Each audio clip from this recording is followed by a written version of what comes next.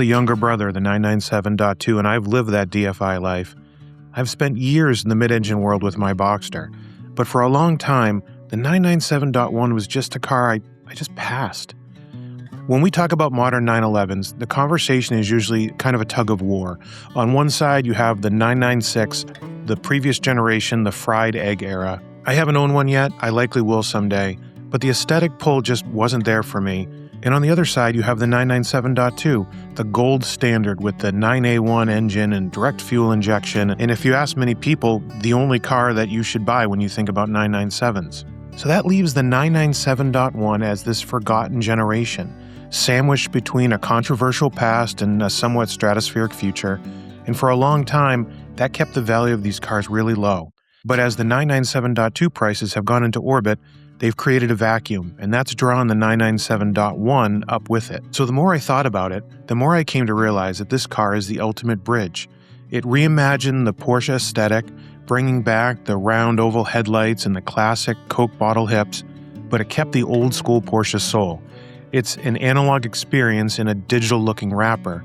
And today, I'm so happy to say that we have a new addition to the 11after9 garage, a 2005 Porsche 997.1 in seal gray, and I'm going to share with you if this forgotten 911 is actually the one you should be looking for. As always, welcome to 11after9, your honest, grounded source for Porsche advice. Whether you're hunting for your first Porsche sports car or SUV, or you're deep in the maintenance and trying to figure out what should I do next, my goal is to give you the candid truth. You might not always like what I have to say, but I give you my word, after owning many of these cars, I want to save you some of the heartache and the mistakes I've made in my ownership journey, and hopefully point you in the direction of the best possible driving machines for you. Okay, let's talk numbers. 102,179 miles. Most people see that and walk away. But in this channel, we have a mantra: it's better to buy a high-mileage Porsche that has been consistently driven and, maybe even more importantly, meticulously serviced than a low-mileage Garage Queen example with a potential spotty maintenance history. And so, I've decided to put my money where my mouth was. If I'm going to give you that advice, I need to live it. With Porsche especially, a car that sits is a car that ends up rotting. Seals dry out, moisture settles into taillight housings, and mechanical parts can seize up over time. So I bought this 100,000-mile car to prove that when the maintenance history is right, the miles are a benefit and a comfort and not a problem. So when I became aware of this car, I really dug deep, and my forensic investigation led me all over New England. I didn't just read the Carfax, though what I saw was fantastic.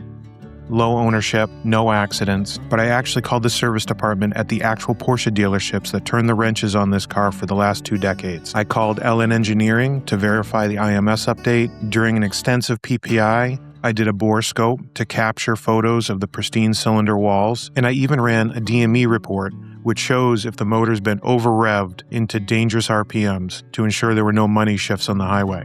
And what I found was that this car was not hidden away, it was maintained like a fine instrument. So everyone, a small apology. This is the dead of winter and we have multiple snowstorms hitting New Hampshire in the next 3 days. And I just could not wait to get this car out and share it with you now.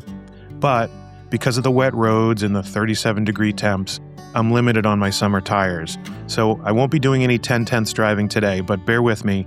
The advice and the soul of this car will hopefully carry the day. And you can be absolutely sure that I'm going to be excited to share this journey with you over the upcoming year of everything I need to fix in my deep driving impressions, along with fantastic adventures with this new 997. So talking about bore score, which is the buzzword when it comes to these early cars, there's a few tips and tricks that I've picked up as far as starting them, and down in the comments, if you all have anything you can add, I'd love to hear it. But it's very important not to start these cars up and let them idle until they're warm. I'll usually start it up and let it run for 30 to 90 seconds, just until the idle starts to drop down a little bit, and then you have to get on the move. It's really important to get oil to all those cylinders, especially number 6. And so putting the car under light load, under 3,000 RPM to get that oil pressure up is very important.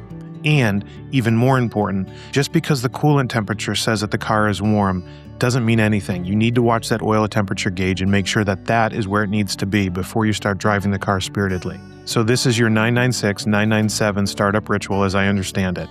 And that's an easy thing to try to add to the longevity of these motors.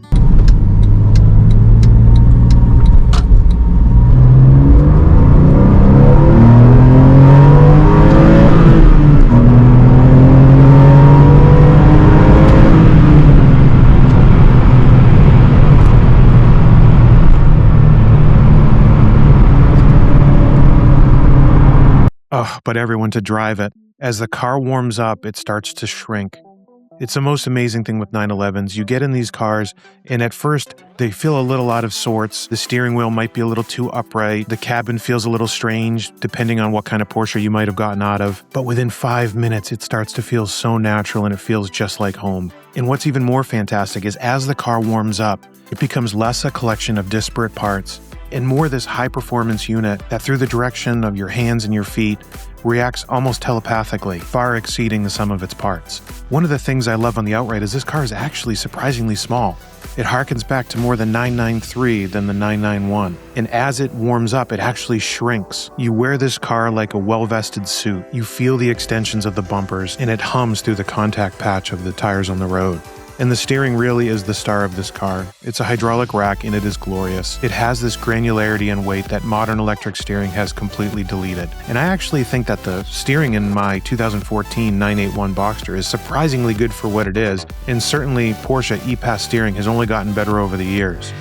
But there's nothing like going back to the original hydraulic steering in these early cars. I feel like I'm becoming such an advocate for the base model, but it really is this under-the-radar sleeper. As always, everyone wants the 3.8S, but the 3.6 is this rev-happy, eager puppy.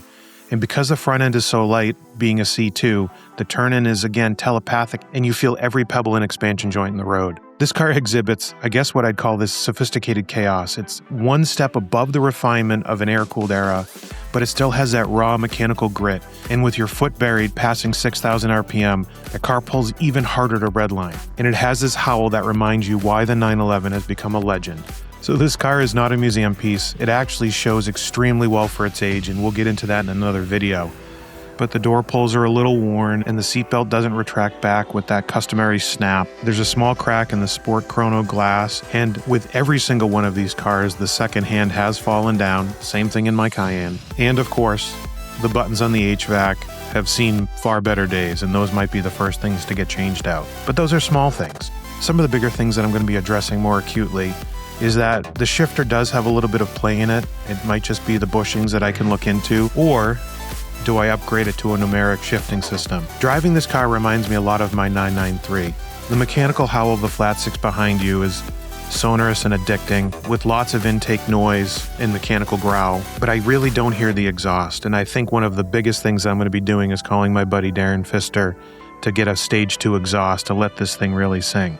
Prices on these cars have gone up. So are they worth $40,000 to $50,000 for a base 997.1 that these things are fetching now, with S's almost 60? Well, I have to say, at first blush, with just a first real run-in, yes. There's something so special about these cars, from a looks to the driving, that modern cars have lost a little bit, and the earlier cars haven't yet found. It really is the bridge between the past and the present.